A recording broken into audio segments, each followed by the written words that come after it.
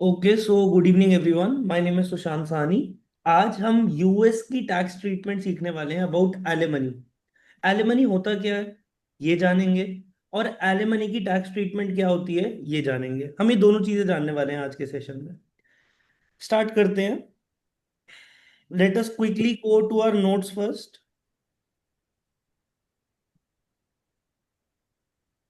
देखिए, एलिमनी होता क्या है। ये मिस्टर एंड्रयू है और ये है मिसेस एंड्रयू। ठीक है। इन दोनों, both of them were married, they are a married couple. अब इनके बीच में कुछ प्रॉब्लम्स आई, X Y Z personal issues, family issues, बहुत सारे इश्यूज, जिसके कारण इन लोगों को अपनी मैरिज को तोड़ना पड़ा। They had to break their marriage, यानी कि इनको डाइवोर्स लेना पड़ा। अब जब डाइवोर्स होता है तो हो सकता है कि मिसेस एंड्रयू मिस्टर एंड्रयू को ये बोले कि आप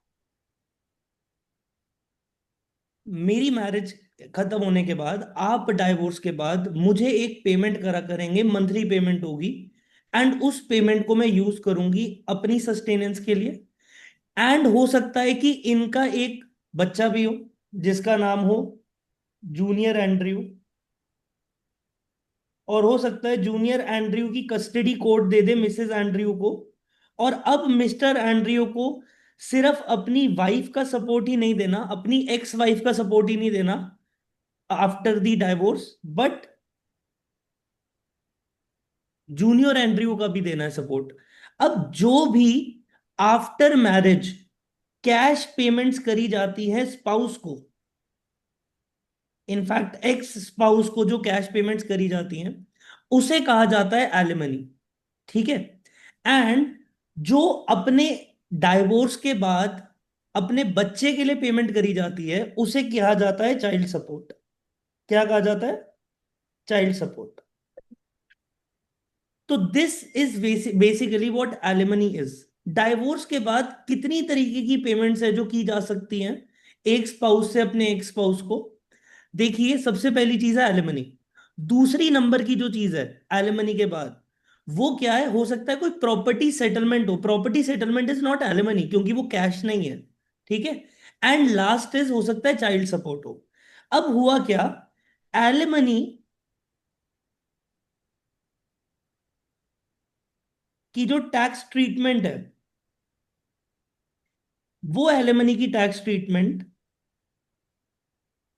2018 और उससे पहले वाले डाइवोर्सेस, क्या मैं इसको कह सकता हूं बिफोर 2019 वाले डिवोर्सेस? Before yes sir. 2019 वाले डिवोर्सेस मतलब 2018 में जो डिवोर्सेस फाइनलाइज हुए हैं, एंड उससे पहले वाले, उनके लिए एक अलग टैक्स ट्रीटमेंट है फॉर एलिमनी। अभी हम बात कर रहे हैं पहले एलिमनी की। एंड आफ्टर 2018 यानी 2019 और उसके बाद के डाइवोर्सेस के लिए एक अलग टैक्स ट्रीटमेंट है। अब हम टैक्स ट्रीटमेंट के बारे में समझते हैं। जो अभी हम बात कर रहे हैं एलिमनी की टैक्स ट्रीटमेंट, हम प्रॉपर्टी सेटलमेंट की बात नहीं कर रहे, हम चाइल्ड सपोर्ट की बात नहीं कर रहे, हम सिर्फ एलिमनी की बात कर रहे हैं। और एलिमनी जो होती है बिफोर 2019 वाले डाइवोर्सेस, उसके अंदर क्या होता था? मिस्टर एंड्रयू मिसेस एंड्रयू को जो एलिमनी देंगे, वो एलिमनी एक तरीके से मिस्टर ए के लिए डिडक्शन होती थी। मतलब वो इसको डिडक्ट कर सकते थे अपनी टैक्स रिटर्न में, यानी कि उसको एज अ खर्चा दिखा सकते थे।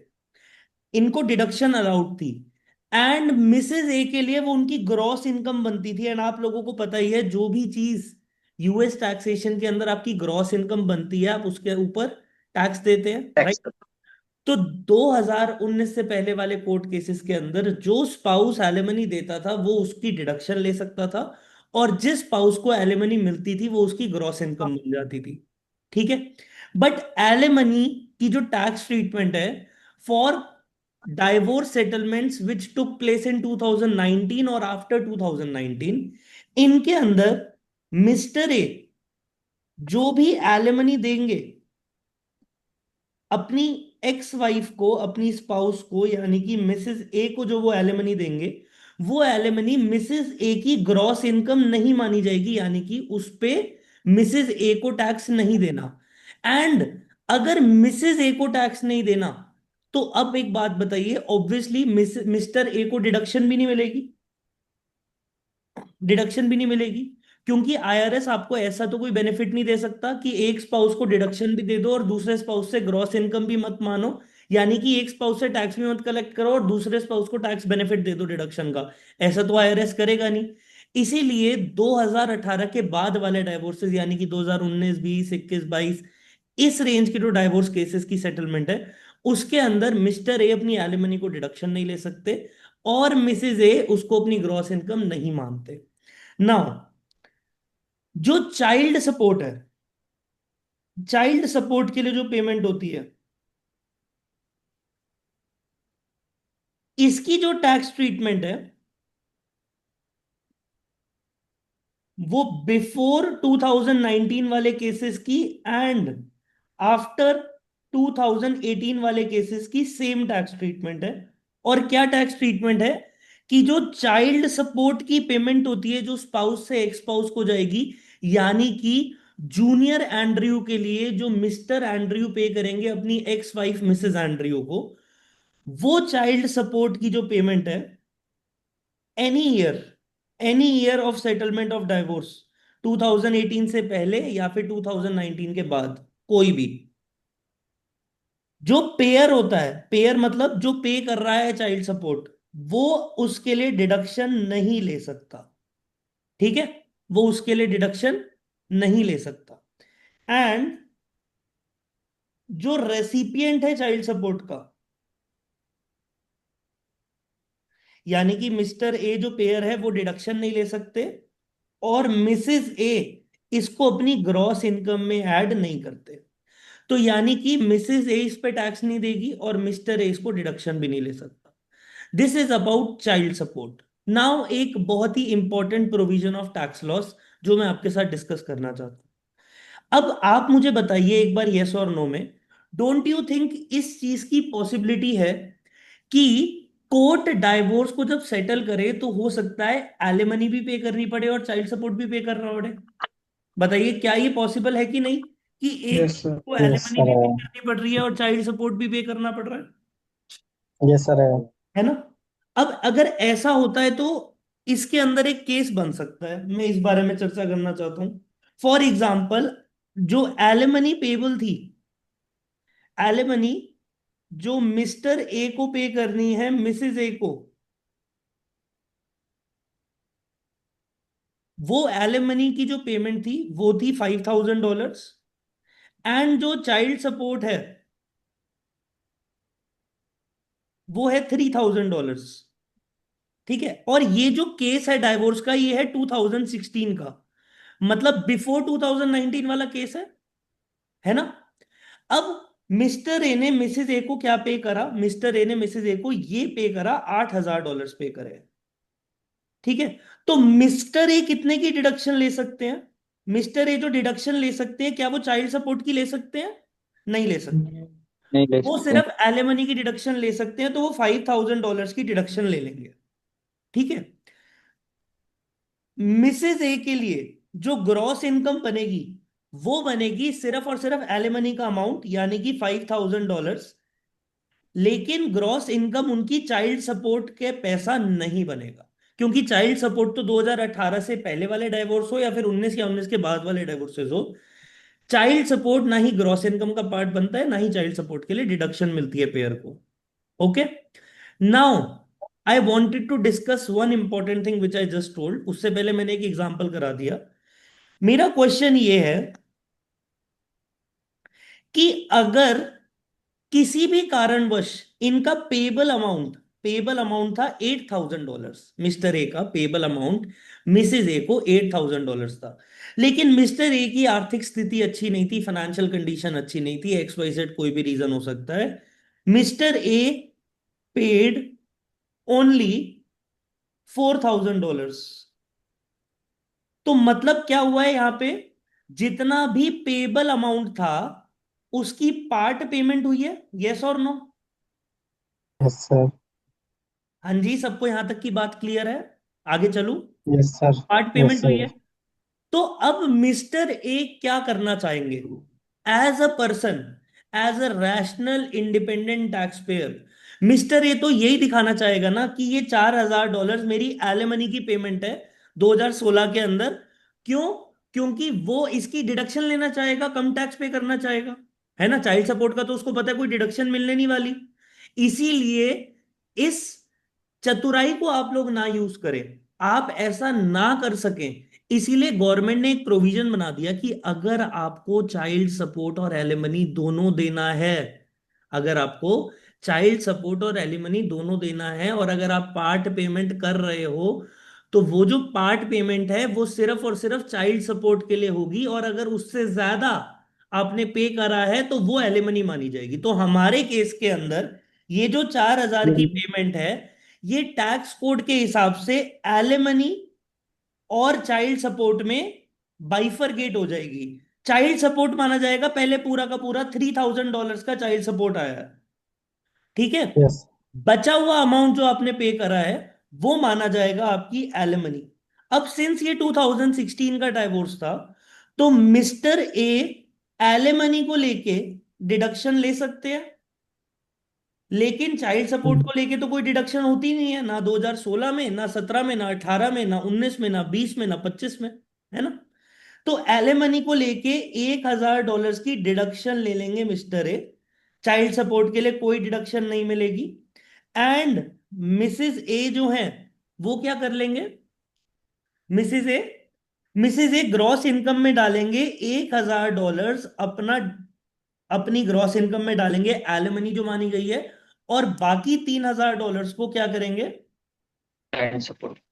हाँ जी, चाइल्ड सपोर्ट चाइल्ड में सपोर्ट माना जाएगा, जो ग्रॉस इनकम का पार्ट नहीं बनेगा, नॉट। नहीं बनी। क्या ये बात सबको क्लियर है? यस यस अब सर। सर। इसके अंदर यस। हमने थोड़े से और वेरिएशंस पढ़ने हैं कि एलिमनी क्या क्या चीजें होती हैं, क्योंकि alimony must be in cash, cash equivalent, it must be paid directly to the spouse, या फिर स्पाउस के बेनिफिट के लिए, डायरेक्ट बेनिफिट ऑफ स्पाउस के लिए किसी और को पे करना, किसी थर्ड पार्टी को पे करना। जैसे स्पाउस ये बोल दे कि आपने मुझे जो एलिमनी देनी थी अब वो मुझे मत देना, मेरे जो इंस्टीट्यूट की फीस है जहां से वो पढ़ाई कर रही होंगी, कोई मास्टर्स डिग्री या कुछ कर रही हैं, उसकी पेमेंट आप करेंगे, तो that is also a part of alimony. ठीक है?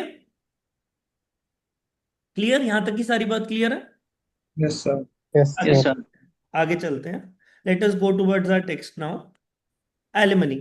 US tax treatment. Overview of alimony tax treatment. The tax treatment of alimony payments depends on when the divorce or separation agreement was executed. कि divorce कब हुआ था, separation agreement कब execute हुआ था, यानी कि 2019 से पहले, यानी कि for cases of 2018, 17, 16 and so on, and 2018 के बाद यानी कि 2019, 20, 21 एंड सो ऑन। अगर 2019 से पहले का है डाइवोर्स सेटलमेंट, तो जो भी आप पे कर रहा है, जो पेयर है, जो एलिमनी पे कर रहा है, वो डिडक्शन ले सकता है, एंड जो रेसिपिएंट है उसकी ग्रॉस इनकम भी मानी जाएगी। But post 2018 agreements, alimony is not deductible by the payer and not included in the income of the recipient. This applied to any divorce or separation instrument executed after December 31, 2018 or modified after that date if the modification explicitly states that the new rules applies. ठीक है? The following rules applies only to alimony agreements made before January 1, 19 unless modified after the date with a new treatment elected. अब जो हम ये बात करने वाले हैं, ये अप्लाई करता है सिर्फ और सिर्फ, जो अब हम डिस्कशंस करने वाले हैं वो 2019 से पहले वाले सेटलमेंट्स को लेके ही, पहले ही 2019 से पहले वाले एग्जीक्यूटेड डाइवोर्स, ठीक है, उन्हीं के लिए एप्लीकेबल है। अब एग्जीक्यूटेड वर्ड क्यों आ रहा है, आप मुझे बताइए। अगर मिस्टर ए एंड मिसेज ए ने डाइवोर्स को फाइल किया, आपको पता है डाइवोर्स का केस भी लंबा चलता है, तो अगर आप लोगों ने, मिस्टर ए और मिसेज ए ने डाइवोर्स फाइल किया 2018 के नवंबर में, और फिर वो फाइनलाइज जब हुआ, फाइनलाइज होने का मतलब जब एग्जीक्यूट हुआ, यानी कि कोर्ट ने इस शादी को तोड़ दिया, वो हुआ है 2019 में। अब आप मुझे बताइए, ये वाला माना जाएगा कोर्ट केस या फिर ये वाला माना जाएगा? टैक्स ट्रीटमेंट 2019 से पहले वालों के हिसाब से करोगे या फिर 19 या उसके बाद वाले के हिसाब से करोगे? 19 या उसके बाद वालों के हिसाब से और उसके करोगे, बाद। क्योंकि जिस साल में यस। एग्जीक्यूट हुआ है, जिस साल में फाइनलाइज हुआ है, वो साल माना जाएगा डाइवोर्स का, एंड उसी के हिसाब से ट्रीटमेंट होगी। क्या ये बात सभी को यस। क्लियर है? Yes sir. बाकी please everyone. Yes yes sir. Sir. ठीक है। नाउ अब जो हम केसेस के बारे में बात कर रहे हैं वो प्री 2019 वाले केसेस हैं, यानी कि उन्हीं के लिए एप्लीकेबल है। पहला है requirement for payment to qualify as alimony. कौन सी पेमेंट एलिमनी मानी जाती है? ठीक है, जो जो चीजें मैंने आपको बताई थी, वो चीजें आपको याद रखनी है कि कैश एलिमनी मानी जाती है, डायरेक्टली स्पाउस को पे करा जाए या फिर स्पाउस के रिटर्न इंस्ट्रक्शंस के तहत हम किसी उस पार्टी को पे कर रहे हैं, थर्ड पार्टी को, जिससे कि डायरेक्टली स्पाउस को बेनिफिट हो रहा है। एंड ये जो पेमेंट है, this is made in lieu of the separation agreement, जब डाइवोर्स एग्जीक्यूट हो जाता है। So to be treated as an alimony under pre 2019 agreements, the payment must meet all of the following conditions. पहली condition क्या है? Cash payment requirement, कि ये cash या कैश इक्विवेलेंट में होनी चाहिए पेमेंट, तभी हम उसे एलिमनी मानेंगे।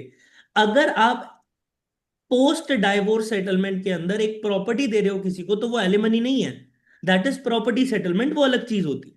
ठीक है। बच्चे के स्कूल जाने के लिए पैसे दिए जा रहे हैं, उसकी ट्यूशन फीस के लिए, उसके खाने पीने के लिए, उसके कपड़े लत्तों के लिए पैसे दिए जा रहे हैं, that is child support. Okay. Next, divorce और सेपरेशन अग्रीमेंट, रिटर्न डाइवोर्स के बाद ही जो पेमेंट की जा रही है कैश और कैश इक्विवेलेंट में, डायरेक्टली टू स्पाउस और on behalf of spouse to any third party, जिसका बेनिफिट स्पाउस को मिलेगा, तभी हम उसे एलिमनी बुलाएंगे। Now payment on behalf of the spouse, payment made to the third party on behalf of the former spouse qualify, provided the pay spouse request it in writing। For example, आपने alimony देनी थी अपने spouse को, spouse ने आपको return में request कर दी कि मैं जिस घर में रह रही हूं आफ्टर डाइवोर्स, उस घर का रेंट आप पे करते रहना। तो रेंट आप पे कर रहे हो, कैश में पे कर रहे हो, एलिमनी मानी जाएगी। एक और रीजन से मानी जाएगी एलिमनी, क्योंकि आप भले ही थर्ड पार्टी को पे कर रहे हो, आप स्पाउस को पे नहीं कर रहे, बट ये डायरेक्टली स्पाउस के बेनिफिट के लिए है, और स्पाउस के बोलने के बाद ही आप ये पेमेंट कर रहे हो। क्या ये बात समझ में आई है ना? Yes sir. Yes sir. तो मतलब अगर आपकी एक्स वाइफ, आपका एक्स स्पाउस जो भी है, आप उसके रेंट के लिए पैसे दे रहे हो, आप उसके मेडिकल एक्सपेंसेस के लिए पैसे दे रहे हो किसी हॉस्पिटल को डायरेक्टली, या फिर आप ट्यूशन फीस प्रोवाइड कर रहे हो उसके किसी एजुकेशनल इंस्टीट्यूट को, तो वो भी एलिमनी का पार्ट माना जाता है। Ownership and use of property, payments for maintaining property owned solely by the payer do not qualify as alimony. क्या मतलब है इस बात का? अब जिस घर में स्पाउस रहते थे, ये दोनों रहते थे, कपल रहते थे, उस घर की ओनरशिप अगर सिर्फ पेयर की है, दो केस हो सकते हैं। इस घर के अंदर रह रहे हैं मिस्टर ए एंड मिसेज ए, और ये कपल है। ठीक है।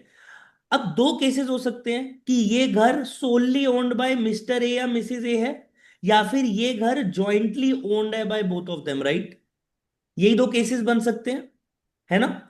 अब इन दोनों हम्म। केसेस के अंदर क्या कहा जा रहा है कि ownership and use of property, the payment for maintaining property owned solely by the payer supposingly mister A missus A को देते हैं एलिमनी,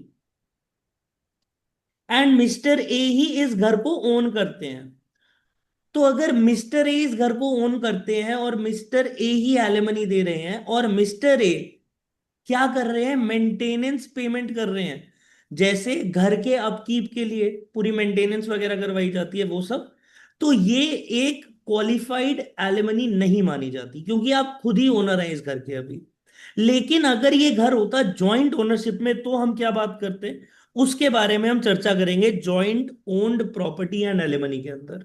ठीक है, यहां तक की सारी कहानी सबको क्लियर है? Yes sir.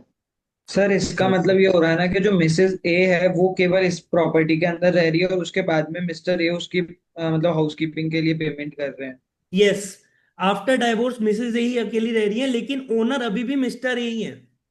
यस। ठीक है, अब मिस्टर ए और मिसेज ए ओनर होंगे, दोनों जॉइंट ओनर्स होंगे, तो उस केस के अंदर हाफ पेमेंट वाला रूल लगेगा, जो अभी हम डिस्कस करेंगे। ठीक है, now separate house hold rules. The spouse must not be the member of the same house hold at the time the payment is made. Obviously ना, क्या कहना चाह रहे हैं वो, कि गवर्नमेंट कह रही है कि आप लोगों ने डाइवोर्स ले लिया और डाइवोर्स के बाद तो अलग अलग घर में रहो, अगर आप उसके बाद भी साथ में रह रहे हो तो डाइवोर्स किस बात का, हम आपको बेनिफिट्स दे ही क्यों।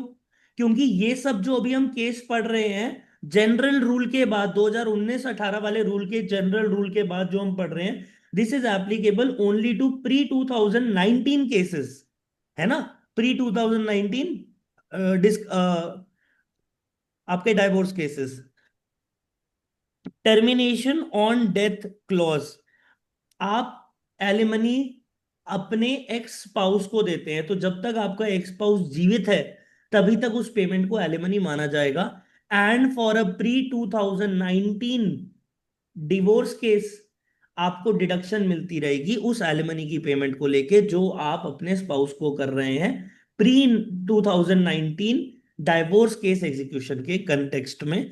बट एलिमनी की डिडक्शन लेनी उसी दिन बंद हो जाएगी जिस दिन आपके स्पाउस की डेथ हो जाएगी। After the death of the spouse there is no alimony deduction available, क्योंकि वो आपके स्पाउस के लिए है, स्पाउस के घर वालों के लिए और उन सब के लिए नहीं है। No joint return, obviously. अब जब ज्वाइंट रिटर्न कौन भर सकता है, क्या एक एंगेज्ड, ओनली एंगेज्ड आदमी ज्वाइंट रिटर्न भर सकता है? मैं आप सबसे क्वेश्चन पूछ रहा हूं। नो सर, नहीं, नहीं भर सकता। केवल मैरिड ही भर सकते हैं। ओनली मैंने नहीं एंगेज तो नहीं बनाया। भर सकता, सिर्फ मैरिड, जिसका मैरिड सर्टिफिकेट बना हुआ है वही ज्वाइंट रिटर्न भर सकता है। अब वो मैरिड सर्टिफिकेट तो किसी वैलिडिटी का ही नहीं रहा, डाइवोर्स हो चुका है, इसीलिए अब ज्वाइंट रिटर्न नहीं भर सकते डाइवोर्स लोग। ऑब्वियस सी बात थी, but it is a clause, इसीलिए मैंने नोट्स में ऐड किया हुआ है। नाउ सर अगर पेयर वाले स्पाउस की भी डेथ हो जाती है तो भी बंद हो जाएगी ना एलिमनी देना, क्योंकि वो नहीं रहेगा तो उसके घर वालों के ऊपर ऐसा ऑब्लिगेशन राइट, थोड़ी जाएगी कि उनको राइट, पे करनी। Right, right. तो जब तक ये एक्स स्पाउसेस अलाइव है तभी तक एलिमनी की पेमेंट रहेगी। ठीक है, jointly owned property and alimony. Jointly owned property and alimony. When a divorced agreement requires payment of certain costs related to joint owned properties. अब क्या बात है, रहे या ना रहे, जो आप हिमांशु बात कर रहे थे पहले, कि डाइवोर्स के बाद साथ में रहें या ना रहे, उस बात का कंसिडरेशन इतना इंपॉर्टेंट ही नहीं है। सबसे ज्यादा इंपॉर्टेंट क्या चीज है, कि प्रॉपर्टी जॉइंट ओन्ड है। अब सपोजिंगली मिस्टर ए मिसेज ए, इनका ये घर था, एंड ये इनके क्या थे, जॉइंट ओनर्स थे। अब इस केस को देखते हैं। So when a divorce agreement requires payment of certain costs related to jointly owned property, some or all of those payments may be considered alimony if other criteria are met. Let us go through this text first and then I will explain it to you in detail. Mortgage payments or real estate taxes and insurance. Simple सी बात है, अगर कोई jointly owned property है आपके पास, तो उससे related जो मेन दो खर्चे होने वाले हैं, वो एक तो मॉर्गेज पेमेंट है। मॉर्गेज क्या, अगर आपने वो प्रॉपर्टी लोन पे ली गई थी तो आप उसका मॉर्गेज उतारेंगे, आप उस लोन की पेमेंट करेंगे, प्रिंसिपल और इंटरेस्ट पे करेंगे। सेकेंडली, रियल एस्टेट टैक्सेस लगेंगे, उस पे प्रॉपर्टी टैक्स लगेगा, उस पे उसकी इंश्योरेंस होगी, ये वाले खर्चे होंगे। So if one spouse is required to pay the entire mortgage on a jointly owned home, the paying spouse में deduct one half of the total mortgage payment as alimony and the receiving spouse must report one half as alimony received. Each may claim one half of the interest on the mortgage if itemized deduction and the home qualifies. क्या कहना चाह रहे हैं कि अगर कोई jointly owned home था, ठीक है, अगर एक जॉइंटली ओन्ड होम था, उस जॉइंटली ओन्ड होम से related mortgage payment is may be considered as a part of alimony. Joint owned property के अंदर ये मॉर्गेज पेमेंट या फिर रियल एस्टेट टैक्सेस या रेंट की रियल एस्टेट टैक्सेस या इंश्योरेंस की payment may be considered alimony, consider की जा सकती है एलिमनी. ये कहता है हमारा income tax code of the United states.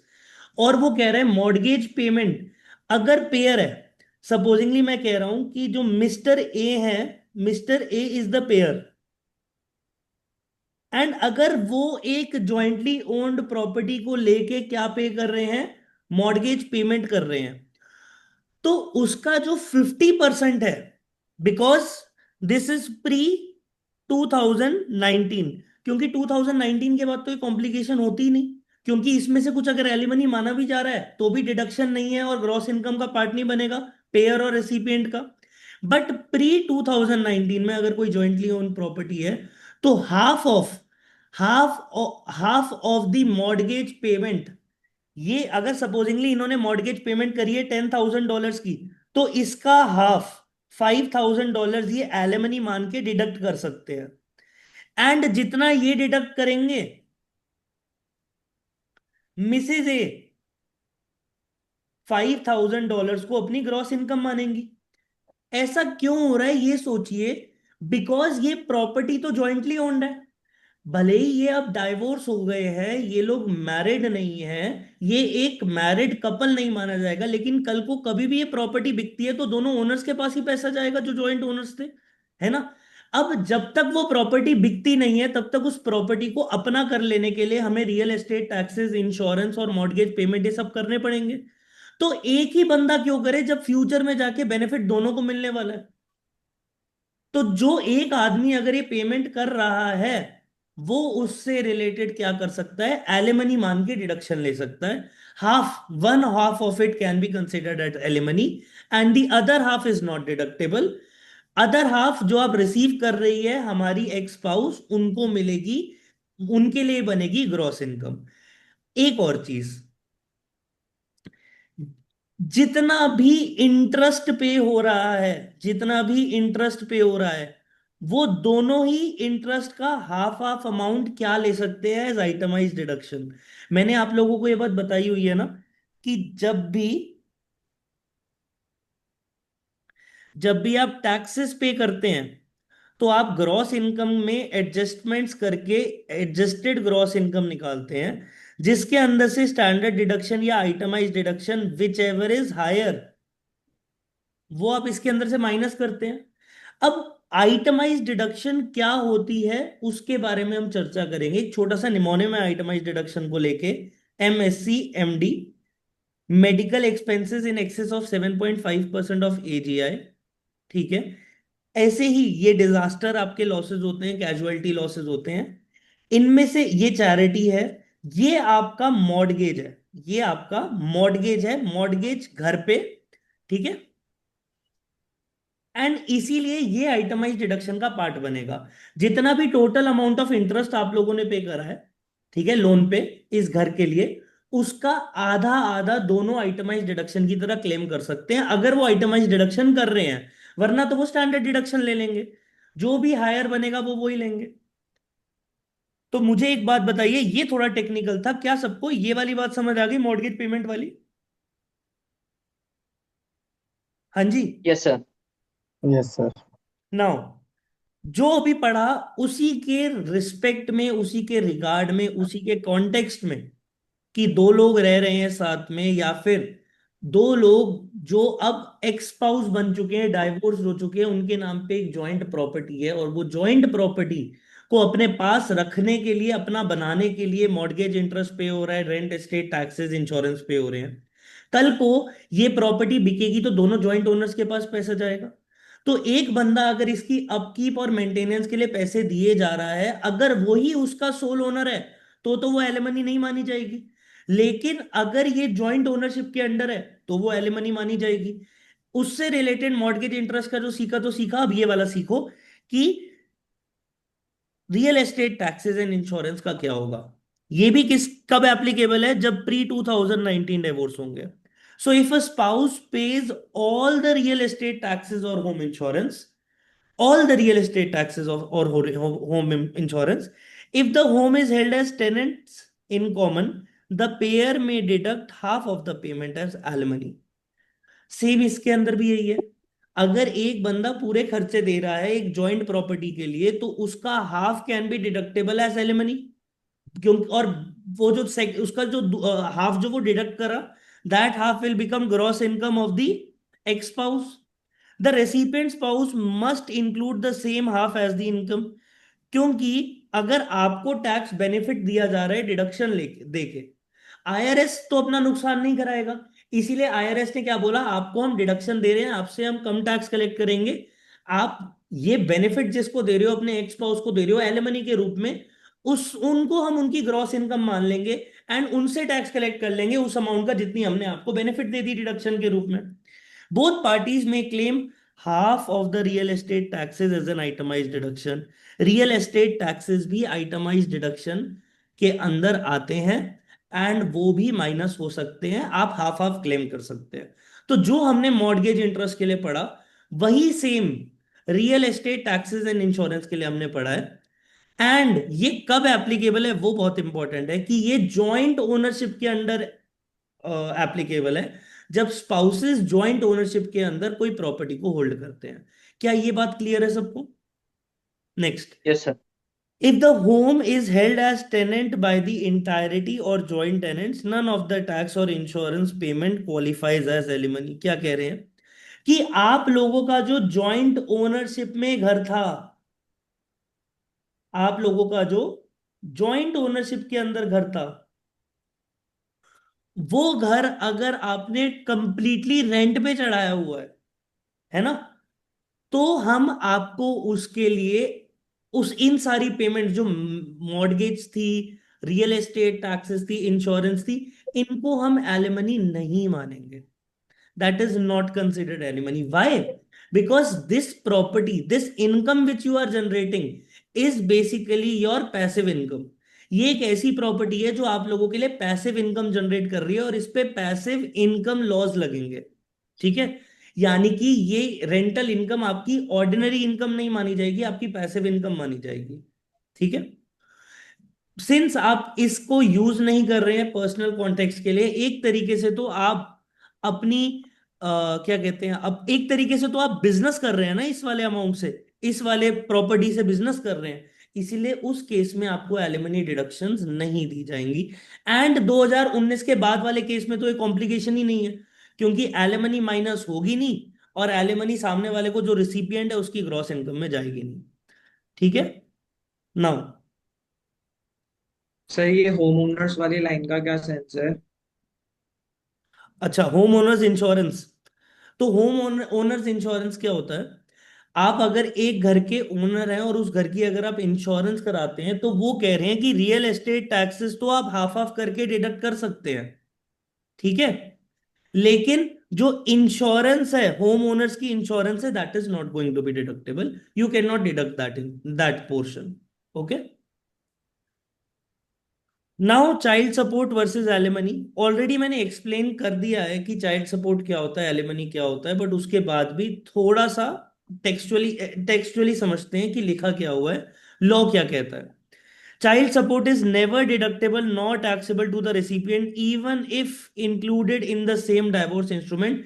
मतलब 2018 हो, 19 हो, 20 हो, 17 हो, फर्क नहीं पड़ता, चाइल्ड सपोर्ट को लेके डिडक्शन आपको मिलेगी नहीं और ग्रॉस इनकम आपकी मानी जाएगी नहीं। सिंपल सी बात है, पेयर को डिडक्शन नहीं मिलेगी, रेसिपिएंट को ग्रॉस इनकम नहीं मानी जाएगी।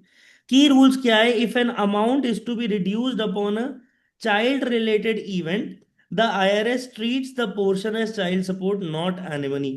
मतलब कह रहे हैं, अगर हमने आपके डाइवोर्स की सेटलमेंट करवाई कोर्ट ने, ठीक है, और डाइवोर्स सेटलमेंट के अंदर कोर्ट ने बोला कि जब तक ये बच्चा 18 साल का हो जाता है, जब तक ये बच्चा 18 साल का हो रहा है, तब तक तो आप लोगों को $40,000 पे करने हैं, लेकिन जब ये 18 का प्लस का हो जाएगा तब आपको सिर्फ $30,000 पे करने हैं। मतलब ये $10,000 चाइल्ड सपोर्ट था।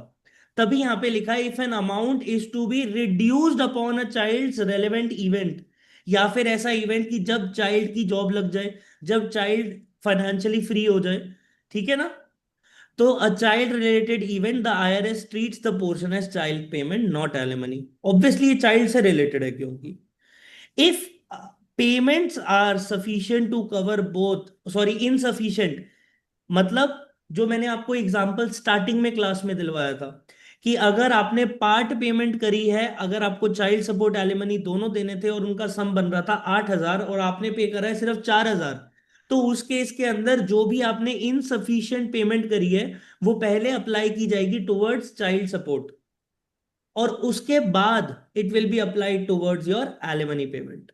ठीक है,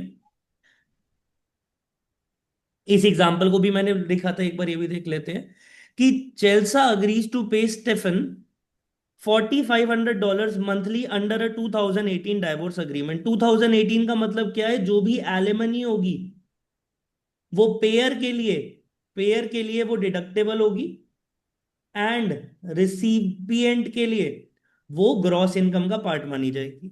$1,000 of this amount ends when their son turns 18।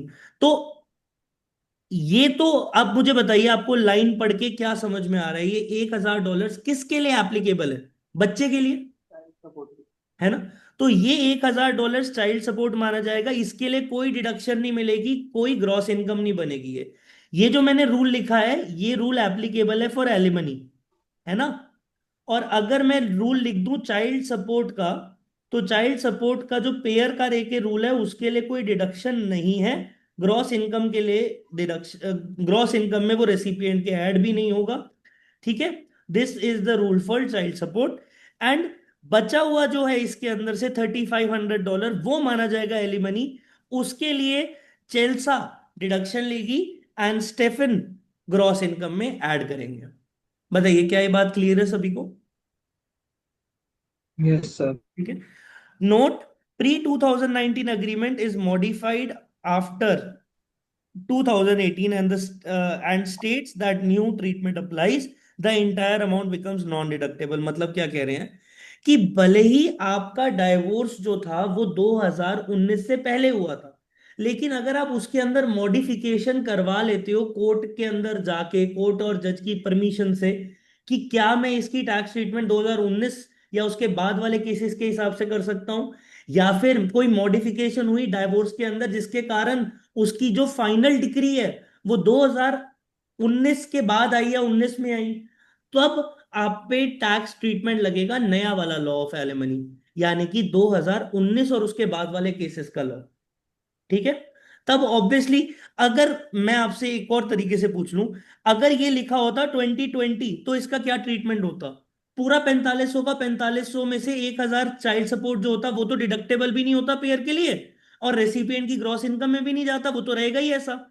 बाकी जो $3,500 है वो भी डिडक्टेबल नहीं रहता पेयर के लिए, और ग्रॉस इनकम में ऐड होता पेई की, रिसिपिएंट की। ठीक है, क्यों सर, क्यों ऐड क्यों होता सर? 20, रिसीवर। एक सेकेंड मैं आपको क्लियर कर देता हूं फिर से, let me right it up over here. ये जो था हमारा क्वेश्चन दैट वाज फॉर 2018 ले लो, ठीक है, 2018 को लेके था, 2018 को लेके ट्रीटमेंट हमें क्लियर है।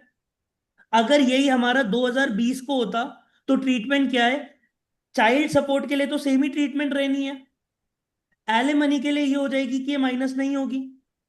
ठीक है, मे भी पढ़ाते पढ़ाते मैंने कुछ यहाँ पे अलग वो बोल दिया हो, but the thing is simple सी कि 2000 और अगर ये 20 का होता तो 4500 के 4500 का ही कुछ नहीं होता।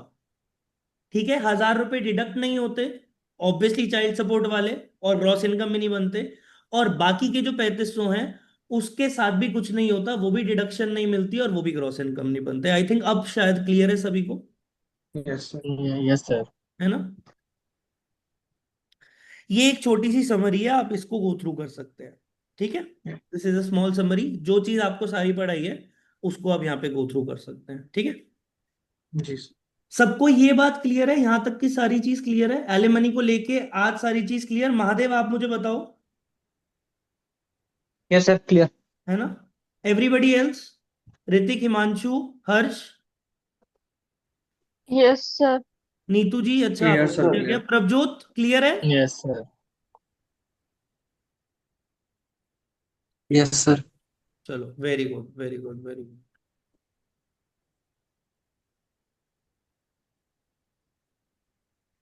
चलिए,